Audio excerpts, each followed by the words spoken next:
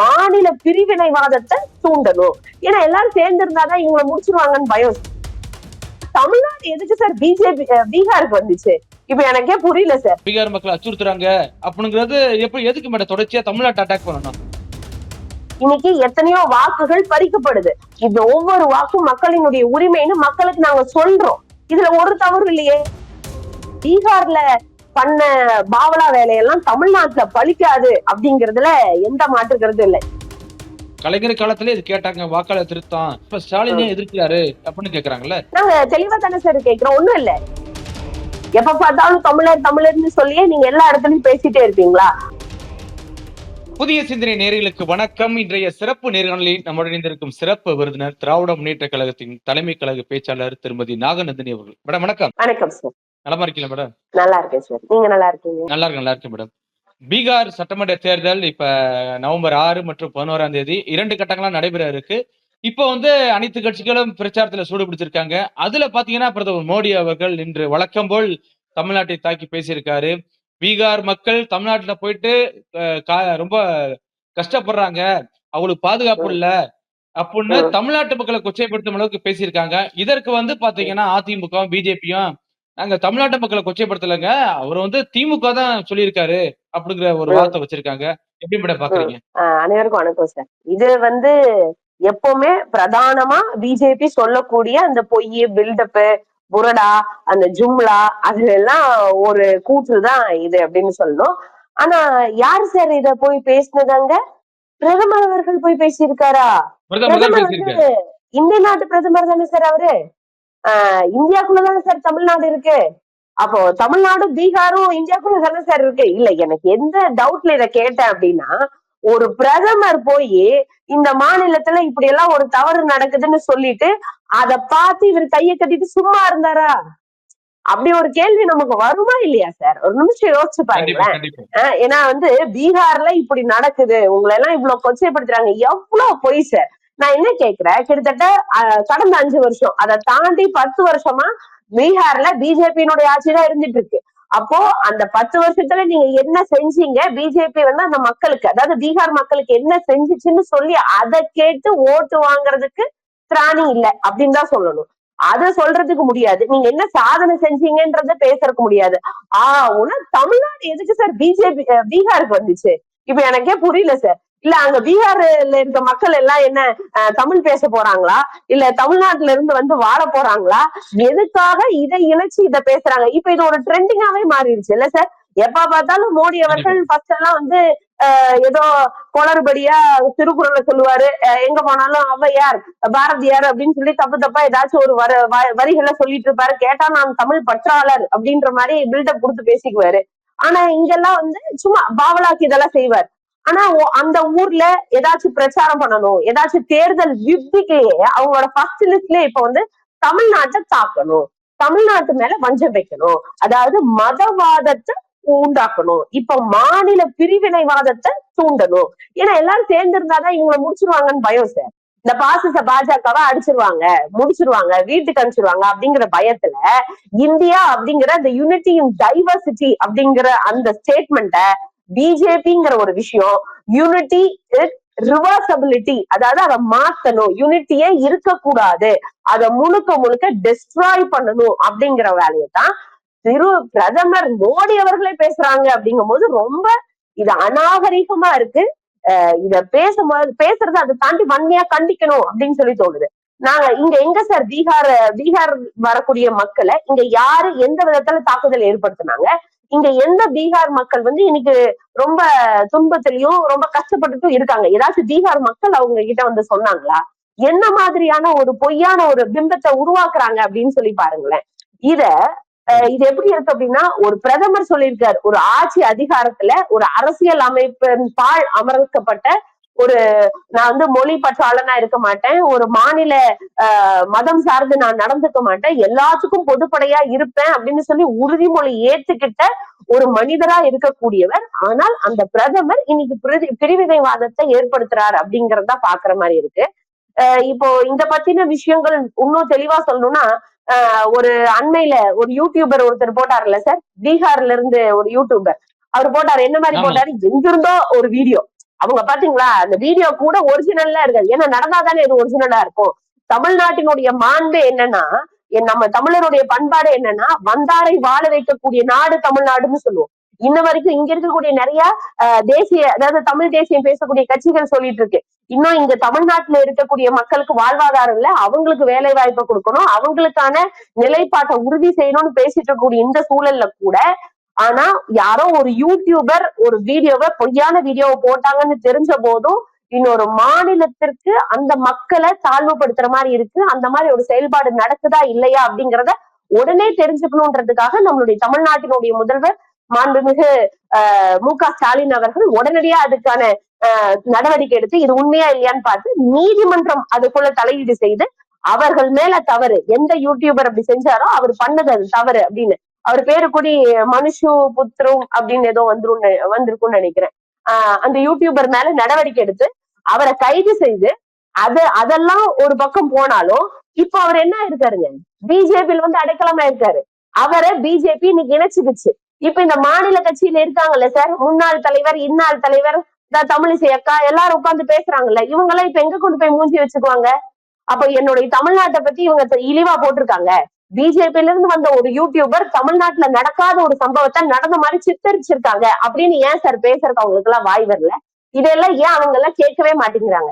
நடக்காத ஒரு பிரச்சனைய நடந்த மாதிரி சித்தரிக்க தெரிஞ்ச பிஜேபி கிட்ட, அப்போ நடந்து வேணும்னே தமிழ்நாட்டு மக்கள் மீதும் தமிழ்நாட்டுல நடக்காத ஒரு விஷயத்த சித்தரிச்சு அந்த யூடியூபரை பத்தி தவறு சொல்றதுக்கும், அவங்களை எப்படி திரும்ப பிஜேபியில இணைச்சாங்க அப்படிங்கிற கேள்வியும் ஏன் இங்க இருக்கக்கூடிய பிஜேபி தலைவர்களுக்கு வரல அப்படிங்கிறது ஒரு பெரிய ஒரு விந்தையா இருக்கு சார். இதெல்லாம் உண்மையாலுமே வியப்பா இருக்கு. பிஜேபினாலே நம்ம வந்து ரொம்ப இவங்க எல்லாம் சொல்ற மாதிரி ஒரு அமானுஷ்யமும் அந்த மாதிரிதான் தெரியுது. இது வந்து நல்லா போயிட்டு இருக்கக்கூடிய ஒரு நீரோடையில ஒரு கல்லு விட்டு எரிஞ்சா எப்படி இருக்கும், நல்லா இருக்கக்கூடிய ஒரு தேன் கூட்டுல ஒரு கல்லை போட்டா எப்படி இருக்கும், அந்த மாதிரியான வேலைகளை தான் இவங்க இங்க செஞ்சுட்டு இருக்காங்க. ஏன்னா இது இவங்க செய்யறது ஒன்றும் புதுசு இல்லையே. கரெக்டா? கண்டிப்பா கண்டிப்பா படம். ஆனா கடந்த நாடாளுமன்ற தேர்தல்ல இதே ஒடிசாவில பாத்தீங்கன்னா, அங்க இருக்க பூரி ஜெகநாதர் கோயிலோட சாவி இங்க தமிழ்நாட்டுல இருக்கு அப்படின்னு ஒட்டுமொத்த தமிழ்நாட்டு மக்களையும் திருட பட்டம் கட்டினாங்க. இப்ப வந்து இப்ப பாதுகாப்பு இல்ல, பீகார் மக்களுக்கு பாதுகாப்பு, பீகார் மக்களை அச்சுறுத்துறாங்க அப்படிங்கிறது எப்படி, எதுக்கு மேடம் தொடர்ச்சியா தமிழ்நாட்டை அட்டாக் பண்ணணும்? அதான் சார் நம்ம ரொம்ப தெளிவா சொல்றோம் பாருங்களேன். அங்க மேல இருக்கக்கூடிய அந்த பாசிச பாஜகவுக்கு இங்க எல்லாரும் ஒண்ணு சேர்ந்துட்டாதான் பிரச்சனை. தனித்தனியா அடிச்சுக்கோங்க, மதத்து பேர்ல சொல்லி அடிச்சுக்கோங்க, ஒரு மாநிலத்து பேரை சொல்லி அடிச்சுக்கோங்க, ஒரு சாமி பேரை சொல்லி அடிச்சுக்கோங்க, ஆக மொத்த மக்கள் எல்லாம் அடிச்சுக்கிட்டே இருந்தா நாங்க எப்படியாச்சும் மேல வந்துகிட்டே இருக்கோம். ஒண்ணு.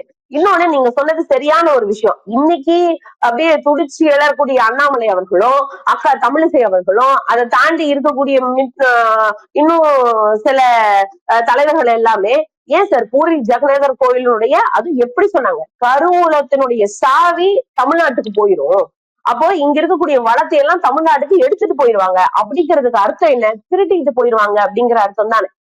இங்க திரும்பவும் பிஜு பட்நாயக் வந்து பிஜு பட்நாயக் ஆட்சி அமைச்சிட்டாங்க அப்படின்னா அது பிஜு பட்நாயக் ஆட்சியா இருக்காது, அது பாண்டியன் அவருடைய ஆட்சியா தான் இருக்கும். அப்போ ஒரு தமிழன் ஆள்றதா, நம்மள எல்லாம் ஆள்றதா அப்படின்னு எல்லாம் பேசினாங்களே, இதெல்லாம் எந்த வகையில நம்ம ஏற்றுக்க முடியும்? உண்மைக்கும் சொல்ல போனா ராஜராஜ சோழன் அவருடைய சிலைய திருட்டிட்டு கொண்டு போய் குஜராத்ல அவங்கதான் சார் வச்சிருக்காங்க. முத்தமிழர் கலைஞர் அவர்கள் அன்னைக்கே கேட்டாரு அந்த சிலையை எங்களுக்கு திருப்பி கொடுங்கன்னு சொல்லி. அப்போ குஜராத்ல முதல்வரா இருந்தவர் மோடி தான், கொடுக்க மறுத்துட்டார். நீங்க தான் கொண்டு போய் அங்க வச்சிருக்கீங்க.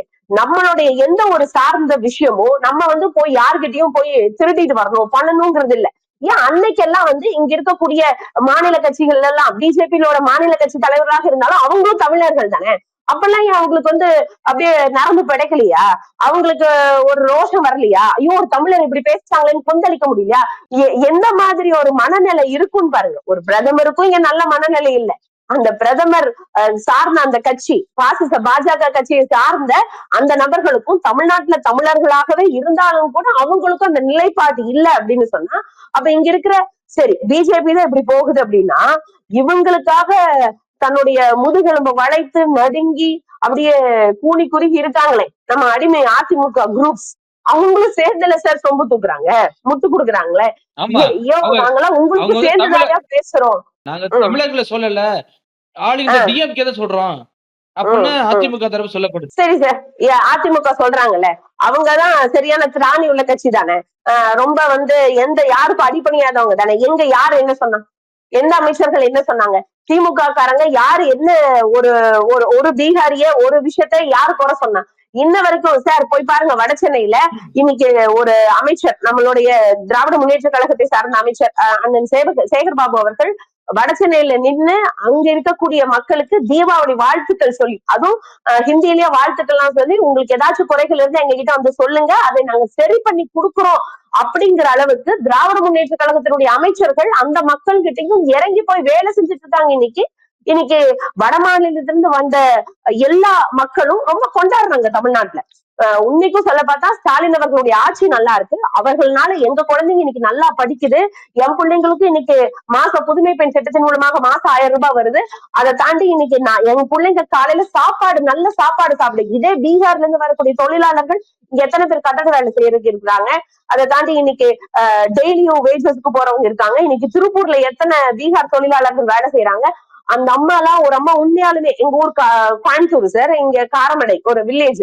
அதுல பக்கத்துல இருக்க ஒரு அம்மா வந்து சொன்னாங்க, நாங்க ஸ்டாலின் சாருக்கு தான் ஓட்டு போடுவோம், எங்களுக்கு அந்த கலைஞர் கனவு இல்லம் வேணும், வாங்கி கொடுங்க அப்படின்னு கேக்குறாங்கன்னு சொன்னா, ஏமா இதெல்லாம் உங்க ஊர்ல கிடைக்காதானா? எங்க ஊர்ல எதுவுமே இருக்காது. ஒரு ஹாஸ்பிட்டல் கூட இங்க வந்துதான் நாங்க நிம்மதியா போய் காமிக்கிறோம். எங்களுக்கான மருத்துவ சேவையே இங்கதான் நடக்குது அப்படிங்கிற அளவுக்கு இன்னைக்கு மக்கள் புரிஞ்சிருக்காங்க சார்.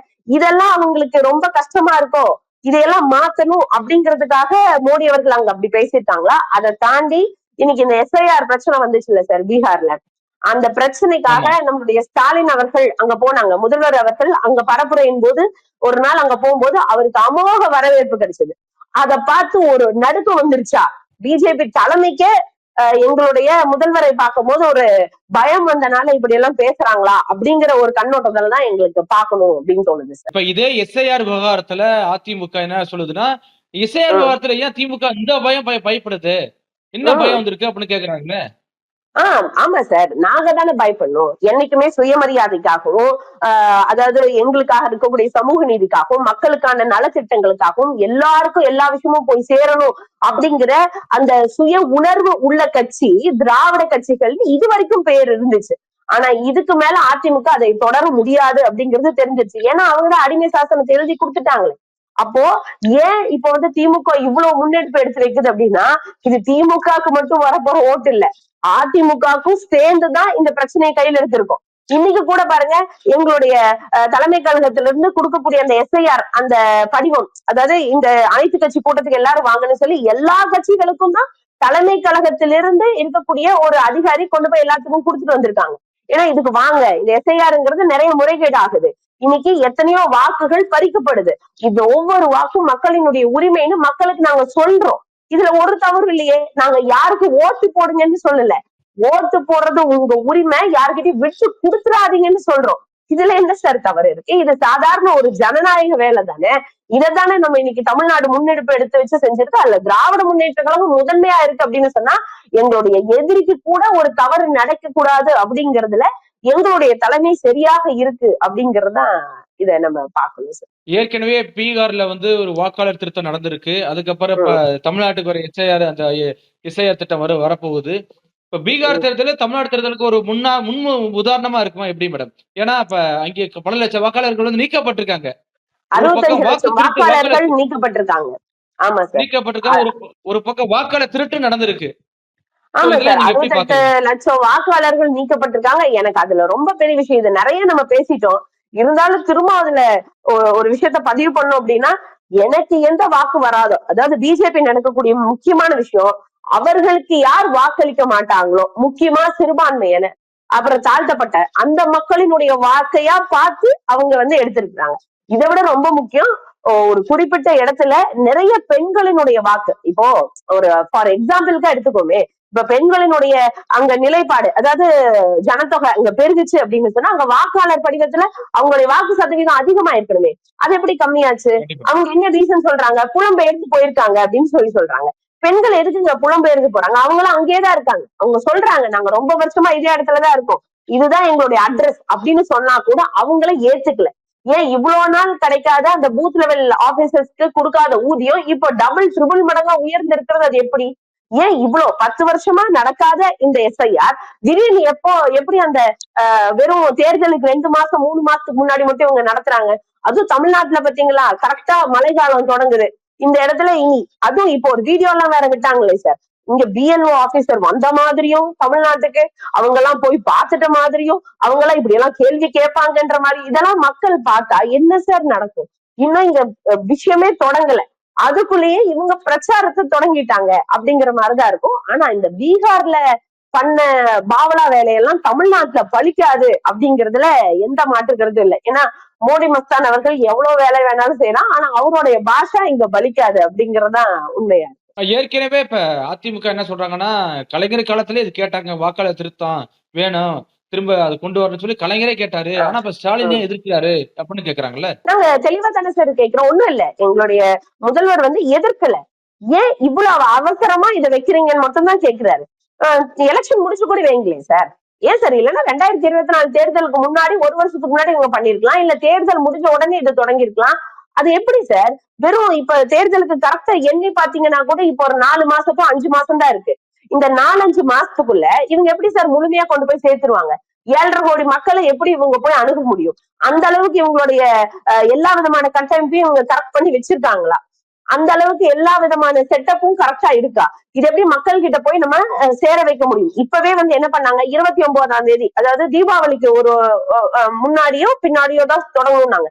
அதற்குதான் எதிர்ப்பு, பின்னாடி அதற்குதான் எதிர்ப்பு தெரிவிச்சு வேண்டாம் கொஞ்சம் மாத்தி வைக்கலாம், எல்லாரும் ஊரு போனவங்க கூடி சேர்ந்திருக்க மாட்டாங்க, சரியா அதை வைக்கணும்னு சொல்லி இப்ப திரும்பவும் நவம்பர் 4ஆம் தேதிக்கு இந்த விஷயத்த மாத்தி வச்சிருக்கோம். இது எவ்வளவு ஒரு இக்கட்டான சூழ்நிலைன்னு பாருங்க.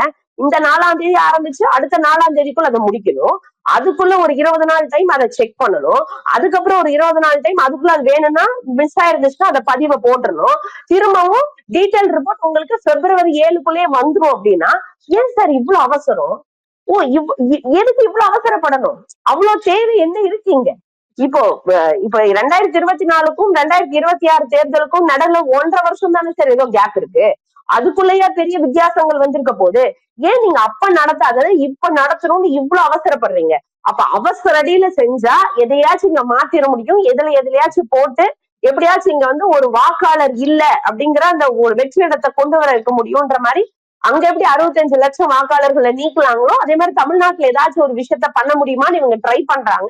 ஆனா அது இங்க முடியாது. அதை தாண்டி இங்க ஒரு கட்டமைப்பு, திராவிட முன்னேற்ற கழகத்தினுடைய கட்டமைப்பு ரொம்ப வலுவா இருக்கு அப்படிங்கிறது எல்லாத்துக்குமே தெரியும் சார். அதனால அது ஒன்னும் பிரச்சனை இல்லை. இப்ப இந்த எஸ்ஐஆர் திட்டம் கொண்டு வரதுனால பாத்தீங்கன்னா சிறுபான்மையர் வாக்காளர் மிஸ் ஆக வாய்ப்பு இருக்கு அப்படிலாம் சொல்றாங்களா மேடம்? அது உண்மைதானா? அப்படிதான் நடக்குமா எப்படி சார்? சிறுபான்மையர் வாக்காளர் மட்டும் இல்ல, அதுதான் நான் முன்னையே பதிவு பண்ணனே. அங்க பீகார் இப்ப நம்ம எடுத்துக்காட்டுக்கா எடுத்தோம் அப்படின்னா சிறுபான்மையரோட வாக்குகளும் போகுது. ஏன்னா அவங்க ஓட்டு அவங்களுக்கு கண்டிப்பா போகாது. அதை தாண்டி இன்னைக்கு தமிழ்நாட்டுல பெண்கள் அதிகமா இன்னைக்கு திராவிட முன்னேற்ற கழக ஆட்சியை ரொம்ப நம்புறாங்க. ஏன்னா இன்னைக்கு நாங்க அதிகமா பயனடைஞ்சிருக்கிறது இந்த ஆட்சியின் பேர்னால. அதனால பெண்களை இவங்க டார்கெட், அடுத்தது இவங்க டார்கெட் பண்ண போறது தாழ்த்தப்பட்ட மக்கள். யாரெல்லாம் ஒடுக்கப்பட்ட மக்கள்லாம் இன்னைக்கு மேல வந்துட்டோம்ல, நீ எல்லாம் எப்படி படிக்கலாம், நீ எல்லாம் எப்படி மேல வரலாம் அப்படிங்கிற ஒரு காழ்ப்புணர்ச்சியே. அப்போ இவங்க பிளான் பண்ணிதான் இந்த எஸ்ஐஆர் அப்படிங்கிற ஒரு விஷயத்த இங்க தமிழ்நாட்டிலையும் உடனடியா பண்ணி ஆகணும் அப்படிங்கிறதுக்காக இங்க கொண்டு வந்திருக்காங்க. ஆனா இந்த விஷயம் இவ்வளவு ரொம்ப தெளிவாவே நாங்க எல்லா மக்கள்கிட்டயும் கொண்டு போய் சேர்த்திருக்கோம். என்னைக்கு இவங்க பீகார்ல இதை தொடங்கினாங்களோ அன்னைக்கே அதான் சொல்லுவாங்க, தமிழ்நாடு அப்படிங்கிறது எல்லாத்துக்கும் முன்னோடியான ஒரு மாநிலம். இன்னைக்கு பிரச்சனை நடந்தாலும் அதை மக்கள் கிட்ட கொண்டு போய் சேர்க்கறதுலயும் முன்னோடியான மாநிலமா தமிழ்நாடு இருக்கு. அந்த அளவுக்கு தமிழ்நாட்டுல இருக்கக்கூடிய மக்கள் அறிவு சார்ந்தா இருப்பாங்க. இவங்க இப்போ ஒடிசால பண்ணாங்க இல்லையா, இப்போ உங்களை எல்லாம் தமிழர்கள் நெசுக்குறாங்க, உங்களை துன்புறுத்துறாங்க, தமிழர்கள் உங்களை ஆள்றதான்னு பேசின ஒரு பிரச்சாரம், அதை வச்சு ஏதோ ஆட்சியை பிடிச்சாங்க அப்படின்னாங்க. அப்புறம் இப்ப பீகார்ல அதை கையில் எடுத்திருக்காங்க. இந்த மாதிரி தமிழ்நாட்டுல பேச சொல்லுங்களேன் பார்க்கலாம். பிரதமர் மோடி அவர்களையோ இல்ல அவங்களை சார்ந்து இருக்கக்கூடிய இங்க இருக்கக்கூடிய மாநில தலைவர்களையோ மக்கள் கிட்ட பேச சொல்லுங்களேன். அதெல்லாம் பேச மாட்டாங்க சார். பீகாருக்கு போய் தமிழர்களை பீகார்ல போட்டு நசுக்குறாங்க, குஜராத்ல போட்டு நசுக்குறாங்க, அதெல்லாம் பேச மாட்டாங்க சார். இங்க 8 முறை வந்தாரு 2024 எலெக்ஷன் போது 8 முறை வந்தாரு பிரதமர் மோடி அவர்கள். இங்கேயும் ஆந்திரால இன்னைக்கும் தமிழர்களுக்கு பிரச்சனை இருக்கு, கர்நாடகாலையும் பிரச்சனை இருக்கு. ஏன் மும்பைல இல்லாத பிரச்சனையா?